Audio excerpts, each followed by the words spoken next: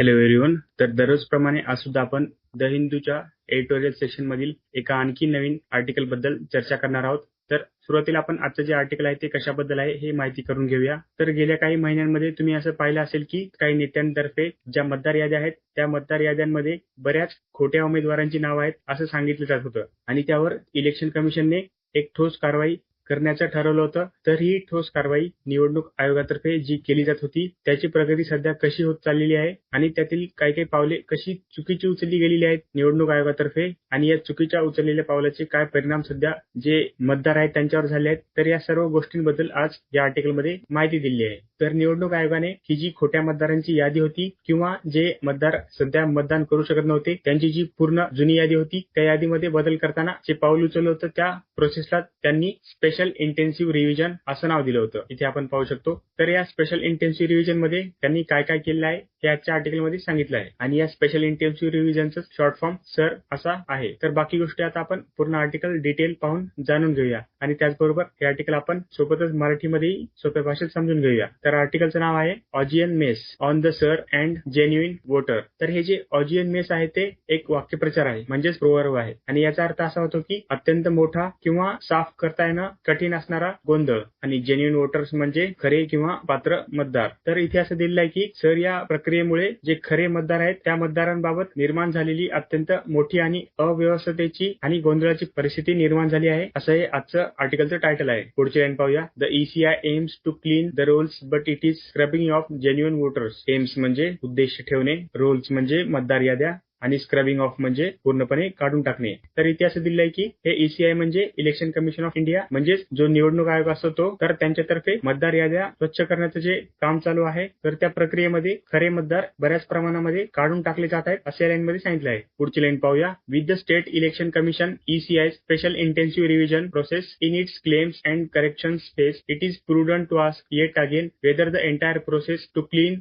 The electoral rolls has become a dragnet across 12 states. तर या पूर्ण वाक्यातील आपण अवघड शब्दांचा सुरुवातीला अर्थ माहिती करून घेऊया. क्लेम्स अँड करेक्शन फेज म्हणजे दावे आणि दुरुस्ती करण्याचा जो टप्पा आहे तो. प्रुडंट म्हणजे योग्य किंवा शहाणपणाचे. ड्रॅगनेट म्हणजे अनेक अडचणी असणारं जाळं किंवा परिस्थिती आणि अफेक्टिंग म्हणजे परिणाम होणे. तर आपण सुरुवातीला पाहिलं त्याचप्रमाणे भारतामध्ये सध्या निवडणूक आयोगाची ही जी सर प्रक्रिया आहे ती सध्या दावा आणि दुरुस्तीच्या टप्प्यामध्ये आहे. म्हणजे जे खरे मतदार आहेत ते आपला दावा करत आहेत की आम्ही खरेच मतदार आहोत वेगवेगळे डॉक्युमेंट्स देऊन आणि यामधून जे निवडणूक आहेत ते या मतदार याद्यांची दुरुस्ती करत आहे आणि या प्रोसेसमध्ये पुन्हा एकदा विचारणे योग्य ठरतं की मतदार याद्या स्वच्छ करण्याची ही जी पूर्ण प्रक्रिया आहे ती 12 राज्यामध्ये खऱ्या मतदारांना अडवणारं एक प्रकारे कशी जाळी ठरली आहे असं या लाईनमध्ये सांगितलं आहे. म्हणजे ही जी सर्व सर या प्रोसेसमध्ये जी प्रक्रिया होत आहे त्यामुळे जे खरे मतदार आहेत त्यांना जो होणारा त्रास आहे त्यामुळे ही जी पूर्ण प्रक्रिया आहे ती खरंच योग्य काम करत आहे हा एक प्रश्न सध्या विचारण्याची गरज आहे असं या लाईनमध्ये सांगितलं आहे. पुढची लाईन पाहूया. On Monday the supreme court of India issued fresh directions to the ECI to ease the strain and stress of millions of electors facing verification notices in West Bengal. तर या वाक्यातील अवघड शब्दांचा अर्थ माहिती करून घेऊया.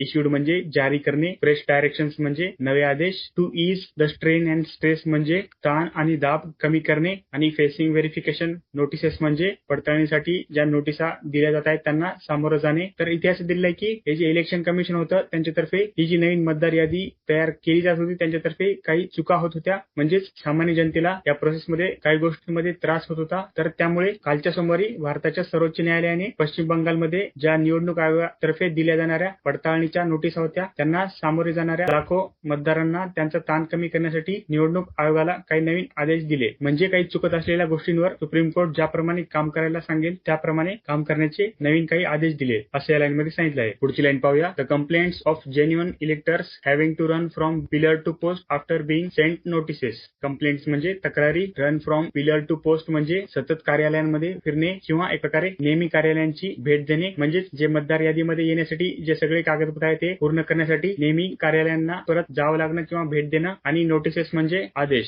तर इथे असं दिलं आहे की सतत पाठवण्यात आलेल्या नोटिसांनंतर खरे जे मतदार होते त्यांना सतत इकडे तिकडे फिरावं लागत असल्याच्या तक्रारी येत होत्या आणि त्यामुळेच वर आपण जसं पाहिलं तसं सर्वोच्च न्यायालयाने निवडणूक आयोगाला काही गोष्टी त्यांच्या पद्धतीने करण्याचे निर्देश दिले असतील. पुढची लाईन पाहूया. Many are flawed due to errors in 2002 list used by by the ECI for mapping or due to glitches in ad hoc software have forced petitioners to raise questions. तर या वाक्यातील अवघड शब्दांचा अर्थ पाहूया. फ्लॉड म्हणजे दोषपूर्ण, ड्यू टू एरर्स म्हणजे चुका असल्यामुळे, मॅपिंग म्हणजे जुळवणी करण्याची प्रक्रिया, ग्लिचेस म्हणजे तांत्रिक बिघाड, ॲडॉक म्हणजे तात्पुरते, पिटिशनर्स म्हणजे याचिका करणारे लोक आणि रेज क्वेश्चन्स म्हणजे प्रश्न निर्माण करणे. तर इथे असं दिलंय की हे जे निवडणूक आयोग होता यांच्यातर्फे जे मॅपिंग केलं जात होतं म्हणजे जी मतदार यादी बनवली जात होती तर त्यामध्ये वापरलेल्या 2002च्या यादीनुसार तात्पुरतं वापरलं जाणारं जे सॉफ्टवेअर होतं त्यामध्ये होणाऱ्या चुकांमुळे अनेक तक्रारी येत होत्या आणि त्या अनेक तक्रारी दोषपूर्ण ठरल्या असून त्यामुळे हे जे याचिकाकर्ते आहेत त्यांना सुप्रीम कोर्टासमोर त्यांचे काही प्रश्न उपस्थित करावे लागले असं या लाईनमध्ये सांगितलं आहे. म्हणजेच काही जे सामान्य नागरिक होते त्यांनी सुप्रीम कोर्टामध्ये एक याचिका दाखल केली की आमच्या मतदार यादीमध्ये नाव घेण्याबद्दलच्या काही अडचणी आहेत आणि त्या अडचणींवर काम करण्यासाठी सुप्रीम कोर्टाने निवडणूक आयोगाला काही आदेश दिले. पुढची लाईन पाहूया. As seen during the SIR in Bihar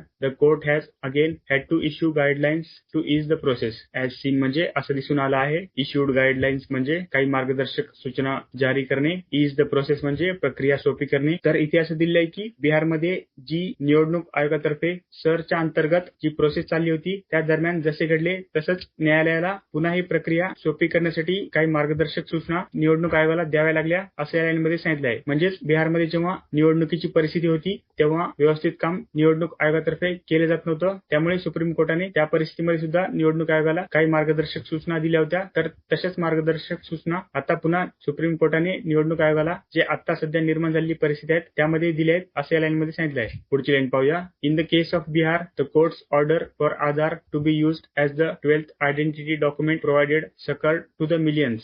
identity document म्हणजे ओळखीचे कागदपत्र, प्रोव्हाइडेड म्हणजे देणे, सकर म्हणजे दिलासा. तर यापूर्वी आधार हे जे कागदपत्र होतं याला सरकारतर्फे एक ओळखीचं कागदपत्र म्हणून मान्यता नव्हती आणि त्यामुळे हे जे मतदार यादीमध्ये नाव घेण्यासाठी जी लागणारी कागदपत्र होती त्यामध्ये आधार वापरता येत नव्हतं. पण बिहारमधील जेव्हा निवडणुका चालू होत्या तेव्हा सुप्रीम कोर्टाने ओळखपत्र म्हणून लागणारी जी कागदपत्र आहेत त्या कागदपत्रांमध्ये आधार या कागदपत्राचा 12व्या क्रमांकाला समावेश केला आणि सुप्रीम कोर्टाच्या या आदेशामुळे लाखो लोकांना एक प्रकारे दिलासा मिळाला असं या लाईनमध्ये सांगितलं आहे. पुढची लाईन पाहूया. Yet the final electorate numbers showed an egregious anomaly the deletion of more women electors than men, suggesting that the process was flawed to begin with. तर या वाक्यातील अवघड शब्दांचा अर्थ पाहूया. येट म्हणजे तरीही, फायनल इलेक्टोरेट नंबर्स म्हणजे अंतिम मतदार यादीमध्ये असणाऱ्या संख्या, इग्रिजियस म्हणजे अत्यंत गंभीर आणि एनोमली म्हणजे विसंगती, डिलिटेशन म्हणजे वगळणे आणि फ्लॉड टू बिगिन विथ म्हणजे सुरुवातीपासून दोषपूर्ण असणे.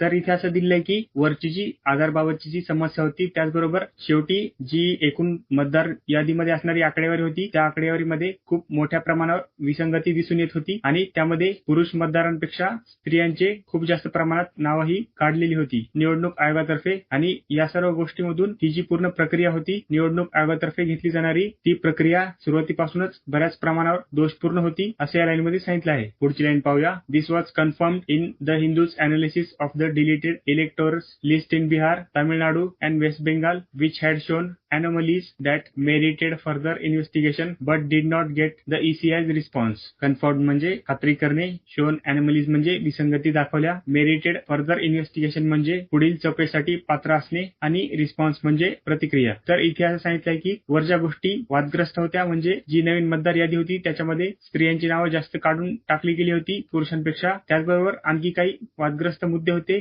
म्हणजे की बिहार, तामिळनाडू आणि पश्चिम बंगाल या राज्यामधील जे मतदार होते त्यांच्या यादीबद्दल एक विश्लेषण द हिंदू या पेपरने स्पष्ट केलं होतं काही काळापूर्वी. पण तरी सुद्धा या पूर्ण विश्लेषणावर जे निवडणूक आयोग होता त्यांनी कोणताही प्रतिसाद दिला नाही. म्हणजेच हे जे द हिंदूने विश्लेषण केलं होतं ते कशा प्रकारे बरोबर आहे किंवा चुकीचं आहे याबद्दल निवडणूक आयोगाने कोणत्याही प्रकारे स्पष्टीकरण दिलं नाही असं या लाईनमध्ये सांगितलं आहे. म्हणजे बऱ्याच वेळेस असं असतं की न्यूज पेपर जे असतात ते काही सामाजिक विषयांवर स्वतः शोध घेतात आणि त्यांचे जे तर्क असतात ते त्यांच्या न्यूज पेपरतर्फे किंवा आणखी काही माहिती पत्रातून प्रसिद्ध करतात. तर अशा वेळी जे प्रशासन असतं त्यांची अशी जबाबदारी असते की ते जे सामाजिक विषय आहेत ते व्यवस्थितरित्या हाताळले जात आहेत की नाही याबद्दल याबद्दल नेहमी लोकांना स्पष्टीकरण देणे, पण असं इथे काही झालं नाही असं या लाईनमध्ये सांगितलं आहे. पुढची लाईन पाहूया. In the Tamil Nadu the deletion process has begun so aggressive in many booths that the sum of electors who voted in 2024 general elections and names deleted during the SIR reportedly exceeds the total number of electors originally in the Rolls.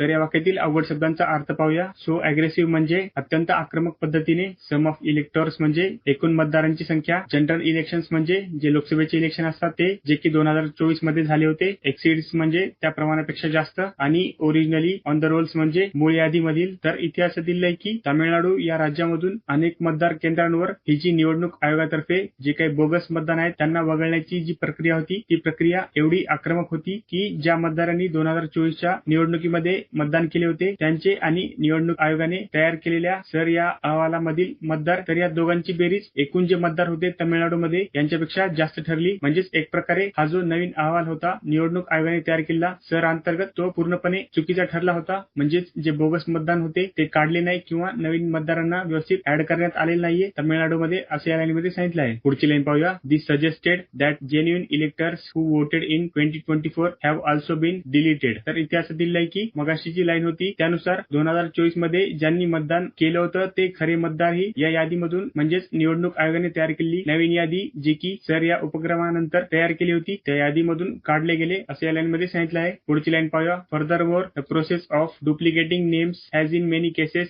रिझल्टेड in the deletion of electors name entirely. Furthermore म्हणजे त्याशिवाय, डुप्लिकेटिंग names म्हणजे जी मतदारांची नावं होती ती नावं जर परत परत आली असेल तर ती काढून टाकणे, आणि एंटायरली म्हणजे पूर्णपणे. तर इथे असं दिलंय की ही जी प्रोसेस होती सर अंतर्गत घेतली गेलेली यामध्ये नावे पुनरावृत्ती म्हणून काढण्याच्या प्रक्रियेमुळे अनेक प्रकरणामध्ये जे खरे मतदार होते त्यांची नावे पूर्णपणे हटवण्यात आली होती असं या लाईन मध्ये सांगितलं आहे. पुढची लाईन पाहूया. While the claims and corrections phase is witnessing lakhs of electors trying to re-enter the polls, the ECI's insistence on their registering as fresh electors using Form 6 is illogical and prevents an audit of how many genuine electors were wrongfully removed in the first place. तर या वाक्यातील अवघड शब्दांचा अर्थ पाहूया. Claims and correction phase म्हणजे दावे आणि दुरुस्ती करण्याचा टप्पा, म्हणजे जी मतदार होती त्यांची नावं जर चुकून काढली गेली असेल तर त्यांना परत दावा करता येईल आणि त्यानंतर त्या नावाच्या यादीमध्ये दुरुस्ती होईल असा टप्पा. विटनेसिंग म्हणजे साक्षीदार ठरणे, रिएंटर द पोल्स म्हणजे पुन्हा यादीमध्ये घेतलं जाणे, इन्सिस्टन्स म्हणजे आग्रह, फ्रेश इलेक्टर्स म्हणजे नवीन मतदार, इलॉजिकल म्हणजे कोणत्याही प्रकारचा तर्क नसलेलं, प्रिव्हेंट्स म्हणजे अडथळा निर्माण करणे, ऑडिट म्हणजे तपासणी, रॉंगली रिमूव्ड म्हणजे चुकीने काढले गेलेले, आणि इन द फर्स्ट प्लेस म्हणजे सुरुवातीलाच. तर इथे असं दिलं आहे हा जो दावा आणि दुरुस्ती करण्याचा जो टप्पा होता निवडणूक आयोगातर्फे, तर या टप्प्यामध्ये लाखो मतदार पुन्हा यादीमध्ये घेण्याचा प्रयत्न करत असताना त्यांना नव्याने नोंदणी करण्याचा जो आग्रह होता निवडणूक आयोगातर्फे, तर तो आग्रह पूर्णपणे तर्कहीन आहे आणि सुरुवातीला किती खरे उमेदवार चुकीने काढले गेले याचा तपास या पद्धतीने होऊ शकणार नाही. म्हणजेच आता लाखो मतदार ज्यांना की या यादीमध्ये ऍड केलेलं नाहीये निवडणूक आयोगाने, ते यादीमध्ये परत येण्याचा प्रयत्न करतायत, पण त्यांना परत हा जो फॉर्म 6 आहे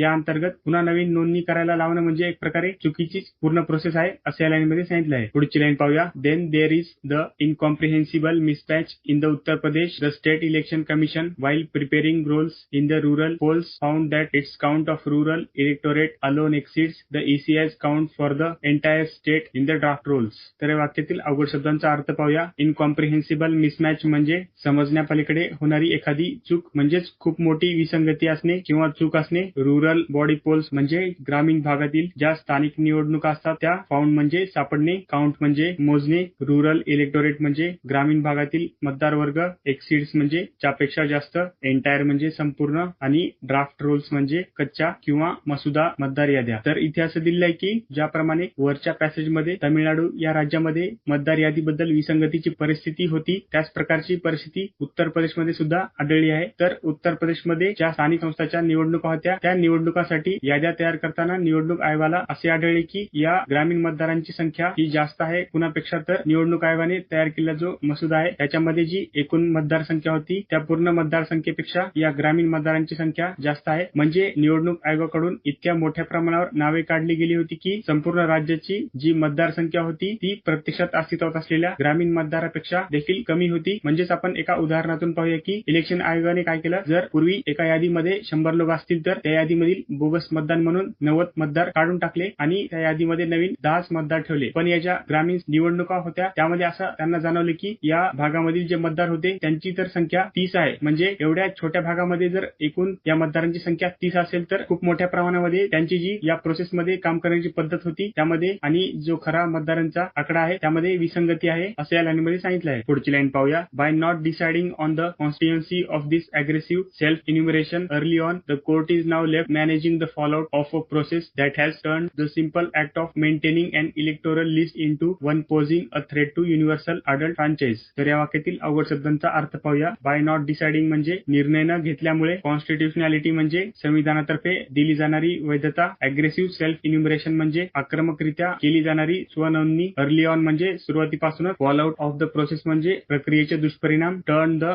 सिम्पल ऍक्ट म्हणजे साधीच कृती बदलून टाकणे, पोजिंग अ थ्रेट म्हणजे धोका निर्माण होणे आणि युनिव्हर्सल अडल्ट फ्रँचाइज म्हणजे सार्वजनिक प्रौढ मतदान हक्क. तर इथे असं सांगितलं आहे की ही जी स्वतः मतदार यादीमध्ये नोंदणी करण्याची प्रक्रिया आहे तर या प्रक्रियेच्या घटनात्मक वैधतेनुसार म्हणजेच संविधानामध्ये तयार केलेल्या नियमानुसार सुरुवातीलाच निर्णय न घेतल्यामुळे ही जी परिस्थिती आहे ती सध्या खूप आक्रमक झालेली आहे. म्हणजेच आता बऱ्याच जणांचे चुकीने मतदार यादीमधून नावे काढली गेली आहेत आणि आता ती सर्व परिस्थिती व्यवस्थित करावी लागेल आणि यामुळे न्यायालयाला आता या प्रक्रियेचे दुष्परिणाम हाताळावे लागत आहेत, ज्यामुळे की मतदार यादी सांभाळण्याची साधी कृतीच सार्वजनिक प्रौढ मतदान हक्कासाठी म्हणजेच मतदानाच्या हक्कासाठी धोका ठरत आहे. म्हणजे हे जे साधं काम होतं मतदार यादीमध्ये व्यवस्थितरित्या नाव ठेवण्याचं निवडणूक आयोगाचं, तर हे काम सुरुवातीपासूनच व्यवस्थितरित्या म्हणजे संविधानामध्ये जे नियम आहेत त्यानुसार न केल्यामुळे आजची ही परिस्थिती निर्माण झाली आहे असं या लाईनमध्ये सांगितलं आहे. पुढची लाईन पाहूया. The question is no longer just about cleaning the rolls but also on whether genuine voters are being curbed off. तर या वाक्यातील अवघड शब्दांचा अर्थ पाहूया. The question is no longer म्हणजे आता फक्त प्रश्न राहिलेला नाहीये, जस्ट अबाउट म्हणजे त्या गोष्टी पुरताच, क्लिनिंग द रोल्स म्हणजे मतदार याद्या स्वच्छ करणे म्हणजेच मतदार याद्या आता व्यवस्थित करणे, जेन्युइन वोटर्स म्हणजे खरे मतदार आणि स्क्रब्ड ऑफ म्हणजे पूर्णपणे काढून टाकले जाणे. तर इथे असं दिलेलं आहे की खरा प्रश्न आता मतदार याद्या स्वच्छ करायच्या म्हणजेच मतदार यादीमधील जे आता बोगस नाव आहेत ती काढून टाकायची हा खरा प्रश्न राहिलेला नसून खरे मतदार या मतदार यादीमधून काढले जात आहेत का हा सध्या महत्वाचा प्रश्न निर्माण झाला आहे असं या लाईनमध्ये सांगितलं आहे. तर अशा प्रकारे आपण सध्या निवडणूक आयोग हे जे मतदार यादीमध्ये असलेल्या मतदारांच्या नावामध्ये कशा प्रकारे बदल करत होतं आणि या कामामध्ये निवडणूक आयोगाकडून ज्या काही चुका झाल्या होत्या त्या चुका सुधारण्यामध्ये सर्वोच्च न्यायालयाने नागरिकांना कशा प्रकारे मदत केली आणि ही जी गंभीर परिस्थिती हाताळली याबद्दल आपण आजच्या आर्टिकलमध्ये संपूर्ण माहिती पाहिली. धन्यवाद.